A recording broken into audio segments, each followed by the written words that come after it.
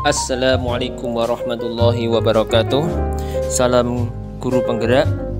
Pada kesempatan kali ini saya Tahan Budi Triutomo SPD, calon guru penggerak angkatan ke-9 dari Kabupaten Sragen, Unit Kerja SD Negeri Kuangin 1, Kecamatan Gemolong, akan memaparkan kesimpulan dan refleksi pemikiran Ki Hajar Dewantara pada tugas 1.1 A.8 koneksi antar materi modul. Saya akan merefleksikan diri saya melalui 3 pertanyaan, yaitu 1. Apa yang saya percaya tentang murid dan pembelajaran di kelas sebelum saya mempelajari modul 1.1? Yang kedua, apa yang berubah dari pemikiran atau perilaku saya setelah mempelajari modul ini? Yang ketiga, apa yang dapat segera saya terapkan lebih baik agar kelas saya cerminkan pemikiran Ki Hajar Dewantara? Selanjutnya, apa yang saya percaya tentang murid dan pembelajaran di kelas sebelum saya mempelajari modul 1.1, yaitu dalam pembelajaran saya terlalu banyak ceramah dalam menyampaikan materi dengan instruksi dan siswa diam mendengarkan. Yang selanjutnya, pembelajaran terfokus pada ketercapaian materi dan KKM. Padahal dalam pendidikan tidak hanya sekedar mentransferkan ilmu saja, tapi sejatinya ada aspek lain yang perlu diajarkan. Yang ketiga, guru kurang memahami karakter anak. Cenderung guru menyamaratakan kemampuan anak sesuai zona nyaman seorang guru tersebut tanpa memperhatikan perbedaan kemampuan anak. Yang keempat, siswa pasif dan motivasi belajar siswa rendah. Saya sering merasakan saat menyampaikan materi teori kepada anak didik terlihat kurang bersemangat, dan jika diberikan pertanyaan anak kurang meresponnya.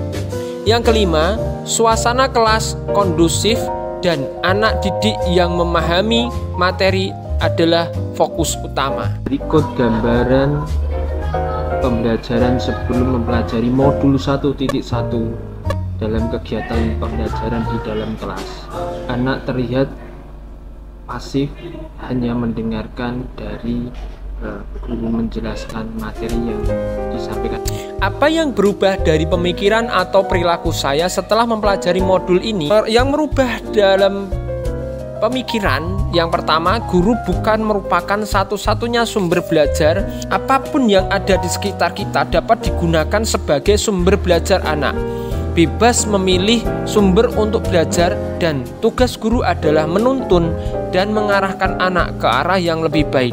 Yang kedua, pembelajaran berpusat pada anak atau student center.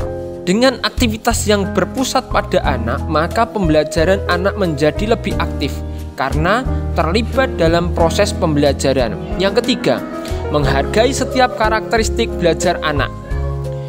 Anak terlahir berbeda, setiap anak memiliki keunikannya masing-masing.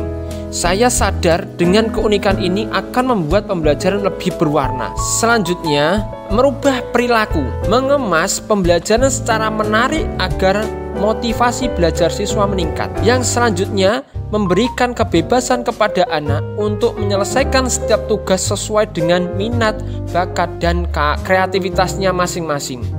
Lebih cermat melihat bakat anak atau menuntun sesuai dengan kodratnya. Setelah itu, apa yang dapat segera saya terapkan lebih baik agar kelas saya cerminkan pemikiran Ki Hajar Dewantara?